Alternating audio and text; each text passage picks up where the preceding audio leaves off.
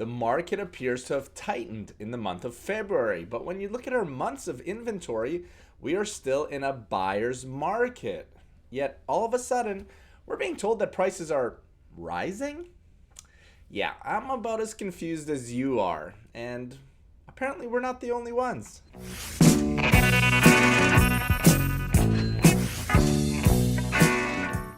Hello everyone, and welcome to the late March edition of our Greater Vancouver Market Update, the place to come for unspun, unbiased analysis of the housing market here in the Lower Mainland. I do apologize for the late release of this month's update, but it's been a busy one here for our team, and as the saying goes, better late than never. So let's not keep you waiting any longer and get right into the stats. Let's start off with the sales volume for last month, with the numbers coming in at 1,827 total transactions throughout the board. This represents a 17.7% increase over the previous month, a rather expected increase coming off of January, which is historically the slowest month of the year in terms of transaction volume. But let's put some context to this. Last month's sales volume was 28.9% below the 10-year average for the month, so we are well below what we are used to seeing at this time of the year. Inventory also understandably inched upward last month, with the total number of listings coming in at 12,744. This was a 10.9% increase over the previous month. And to be honest, this is lower than what I was actually personally expecting. And so with sales volume outpacing the rise in inventory, our months of inventory dropped this past month to 7 MOI, which means in effect the market strengthened, although modestly, by 5.7%. And this is where I get into the part of the update where I really need to watch my P's and Q's so that I don't get in trouble. Included in this month's press release by our local real estate board was the following disclaimer. Correction regarding HPI calculation for January and February. Greater Vancouver Realtors has identified a technical error in the data feed used for the calculation of our home price index, HPI, in our January and February reports. While all areas were affected, this issue primarily affected smaller, lower volume areas, while larger, higher volume regions were less impacted. This error didn't affect other statistics like sales, listings, and average prices. We have now corrected the February data and updated all our statistics reports. The January data will be coming soon. We encourage media outlets to reference the revised figures to ensure accurate reporting. Oopsies! You know that proprietary formula we use to calculate pricing trends, which can be a head scratcher at times? Well, it's got our head scratching too, says the board. So it is now being reported that the home price index is sitting at 1.85 million, an apparent increase of 0.3% over the previous month. Here's what the official price graph apparently looks like with the adjusted numbers. I really don't know what to tell you here. I can only report on the information that is given to me. Ultimately, the board gathers and calculates all this data. Individual agents like myself really have no way other than anecdotal evidence to verify it.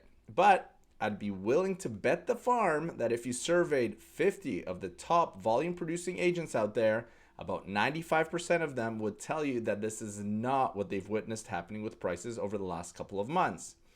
And I'll just leave it at that, as I've probably already said too much.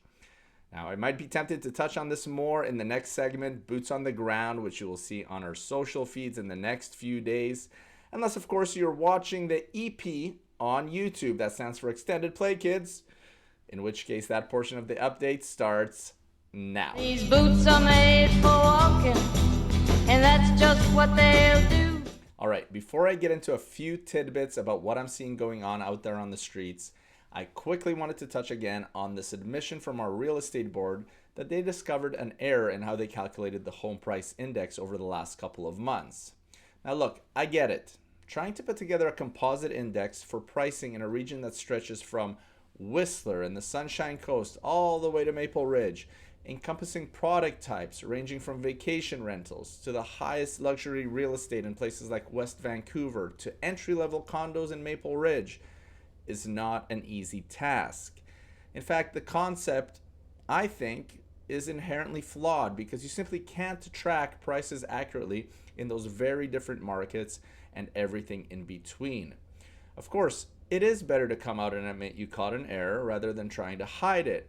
But to have your stats show that prices from December to February look like this, while the market sits north of 7 months of inventory, well, defies market fundamentals, and it's simply not a good look in my opinion. And I'll just leave it there. As Marshawn Lynch famously said, I'm just here so I don't get fined. All right, on to the next topics at hand. What's going on out there? Two things that I wanted to touch on. Number one, there is major trepidation in the market. There are a lot of people out there right now who want to do something about their real estate situation. Whether it's getting into the market for the first time because they see an opportunity to finally have some leverage in a buyer's market, or folks who have wanted to move up over the last couple of years but have decided to hold off because moving into a higher price bracket at elevated interest rates was just not realistic. But it simply feels like everyone is worried at the moment and not willing to take on increased payments or added risk.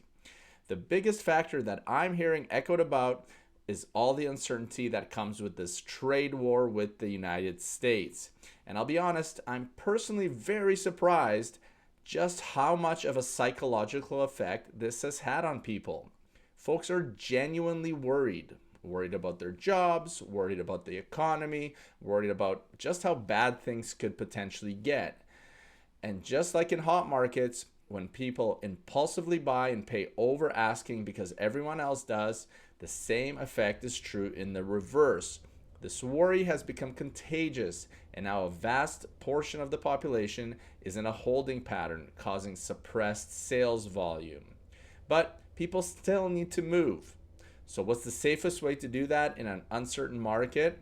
Make moves with contingencies, which brings me to my second point. Subject to sale scenarios are back in a big way.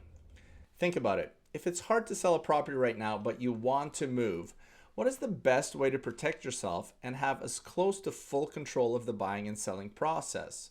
Well, it's to secure your next property first and make that purchase subject to the sale of your current home. So the offer you're making essentially says, I will purchase this home if my current property sells. And the reason why this is so advantageous is that the person who is making the subject to sale offer can find their next home before going through the inconveniences of putting their home on the market.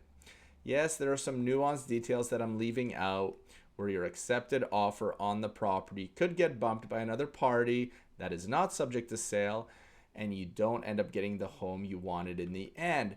But if the market is not strong, this scenario becomes less likely. This is an example of never letting a good crisis go to waste. Yeah, things aren't perfect in the market. Folks are worried. There are international political and economic pressures.